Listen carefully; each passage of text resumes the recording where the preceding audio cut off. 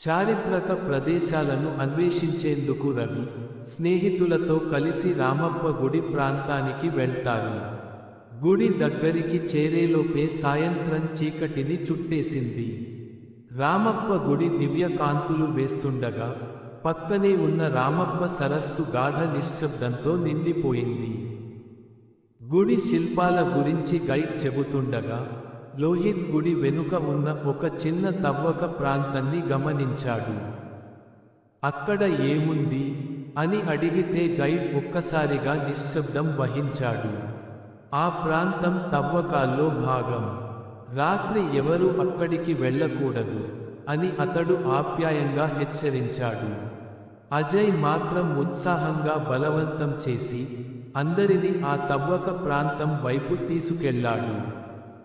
మనకు భయమా? సరే, చూద్దాం ఏది ఉందో అంటూ ముందుకెళ్లాడు. ఆ ప్రాంతానికి చేరినప్పుడు పాత శిలలు, విరిగిపోయిన విగ్రహాలు కనిపించాయి. అందరూ శిల్పాలపై గమనిస్తూ ఉండగా ఒక పెద్ద రాతి బండ వద్ద రవి కాస్త వెనక్కి వెళ్ళి ఒక ఆకారాన్ని గమనిస్తారు. అది మనిషి చేతి ఆకారం, కానీ పూర్తిగా రక్తపు మరకలతో కనిపిస్తోంది.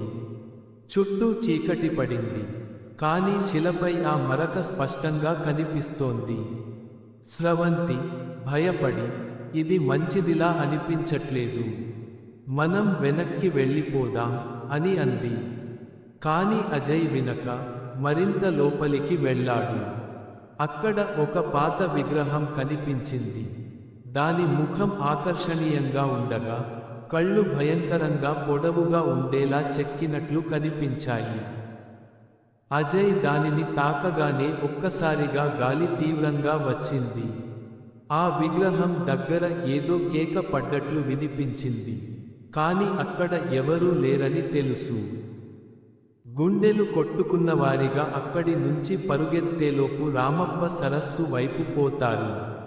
అదే సమయంలో పక్కనే ఉన్న ఒక వ్యక్తి శబ్దం వినిపిస్తుంది. ఇక్కడి నీరు తాకిన వారెవరికి బతుకురాదు అంటూ.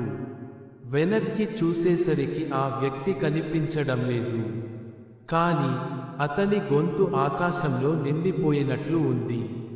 లోహిత్ కొద్దిసేపటి తర్వాత తను ఊపిరి తీయలేక కూలిపోయాడు.